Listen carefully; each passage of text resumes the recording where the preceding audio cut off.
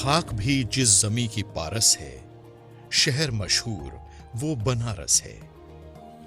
बनारस, बनारसीपन, बनारसी साड़ी और बाबा विश्वनाथ के प्रति दुनिया की दीवानगी का आलम किसी से छिपा नहीं है।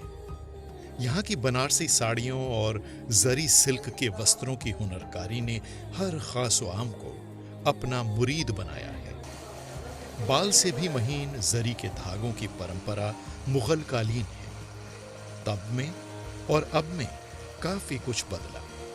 असली सोने और चांदी के तारों से बनी जरी कब नकली हो गई, ये एहसास शायद आम लोगों को न हो, पर पीढ़ियों से सच्ची और असली जरी के नायाब तारों को बनाने का कौशल संजोकर रखने का अभिनव कार्य करने में बड़ी शिद्दत से जुटा है विश्वनाथ प्रसाद, उपनाम झिंगन साव।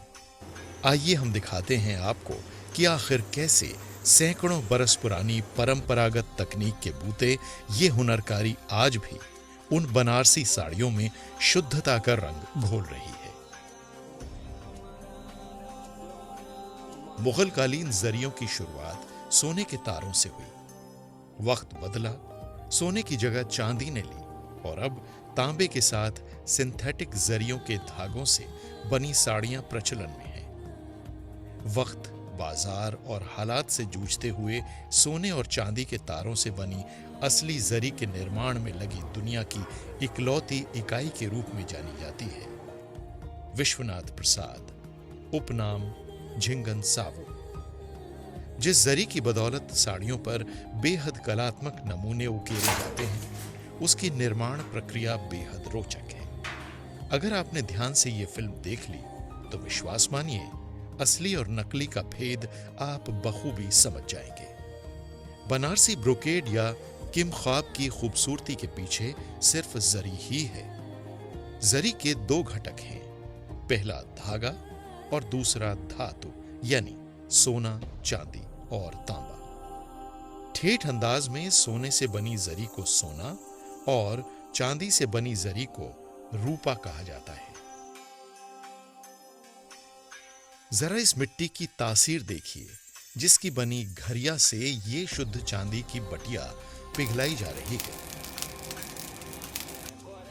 और इससे पासा यानी रॉड का निर्माण हो रहा है।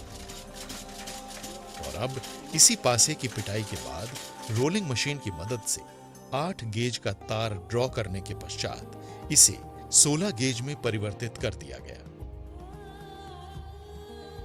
तदुपरांत इन तारों की छिलाई कर इन्हें एक रंग की प्रक्रिया तक पहुंचाने के बाद अब शुरू होती है इन्हें और महीन करने की कवायद। पॉटई यानी कि वायर ड्रॉइंग मशीन की मदद से इन तारों को अब 28 गेज तक पतला कर दिया गया है। 28 गेज से अब इसे बाल से भी महीन करना भी कम दिलचस्प नहीं है और इसे 49 गेज जितना महीन करने का काम ये तार कशी की मशीन कर रही है। अब जरा गौर करिए कि कैसे इन चांदी के तारों को चिपटा करते हुए छोटी छोटी रील पर भरा जा रहा है। बेहद जटिल और रोचक तरीके से बिटाई मशीन के माध्यम से रंगीन धागों पर चांदी की बेहद महीन चिपटी परत चढ़ाई जा रही है। यह भी कम कौतूहल नहीं है कि दमकती चांदी की जरी चमकती सोने की जरी में कैसे तब्दील हो जाती है। जरा निगाह डालिए सोने के इस टुकड़े पर, कैसे इसे बेलकर पत्थर में परिवर्तित किया जा रहा है। अब इसी पत्थर को गलाकर सोने का घोल तैयार हो रहा है। अब इसी घोल में व्याप्त सोने के कणों को चांदी की जरी पर चढ़ाया जा रहा है। यही है शुद्ध चांदी की सच्ची सुनहरी जरी। मुगल काल के समय से ही और लगभग 1920 तक जब बिजली का प्रयोग नहीं हुआ था मशीनों में, तो सोने की जरी कैसे बनती थी। उस समय 100 तोले चांदी के रॉड पर सोने की लीफ चढ़ाते थे और वो लीफ लगभग 5 तोला होता था। तो ऐसे जरी को 5 तोलिया जरी कहते थे, यानी 100 तोला चांदी का रॉड और उस पर 5 तोला सोने का पत्थर। वो पत्थर इस तरह चढ़ा के और इस पत्थर को फिर आग में गरम करते थे, इस पर हैमरिंग करते थे और हैमरिंग करने के बाद जब ये एक तरह से पत्थर उस पर फ्यूज हो जाता था तो इसकी तारकसी पौटाई के माध्यम से इसका बारीक तार बनाते थे और हाथ से धागे के ऊपर इसके तार को लपेटा जाता था। तो पूर्व काल में 1920 तक यही परंपरा थी और ये हमारे परिवार में होता रहा है। सन 62 के चीनी आक्रमण के बाद देश में गोल्ड कंट्रोल एक्ट लागू हो गया। नतीजतन जरी का कलेवर तेजी से बदला और इसी बदलाव ने शुद्ध चांदी की जरी को पीछे छोड़ दिया और अब तांबे पर चांदी चढ़ाने की प्रक्रिया प्रारंभ हो गई और इसी तार को पतला खींचकर जरी की बिटाई और सोने की रंगाई शुरू कर दी गई। आइए अब हम आपको शुद्ध चांदी पर बनी सुनहरी जरी और तांबे पर बनी सुनहरी जरी का भेद बताते हैं, ताकि आप भी जानिए कि क्या है असली और नकली जरी की पहचान। क्या आपने कसौटी देखी है? हो सकता है न देखी हो, पर यह मुहावरा जरूर सुना होगा कि कसौटी पर खरा उतरा। तो देखिए इस काले पत्थर को जो कसौटी है और कहीं भी सुलभ है। अगर आपको असली नकली की पहचान करनी है तो बस साड़ी के पिछले हिस्से पर कढ़ी जरी को हल्का सा इस पत्थर पर रगड़ दीजिए। दूध का दूध और पानी का पानी हो जाएगा। कसौटी पर रगड़ाव के बाद यदि चांदी का दाग कसौटी पर उतरे तो मानिए जरी शुद्ध चांदी की है, और अगर यही दाग तांबे का दिखे तो 100% मान लीजिए कि ये जरी तांबे पर मुख्य रूप से आधारित है। कहते हैं ना, हर चमकदार चीज सोना नहीं होती। तो चमकती इन जरियों पर शुद्ध सोना चढ़ा है या नहीं, इसे जानना हो तो बस एक बार कोई भी परफ्यूम इस पर स्प्रे कर दें।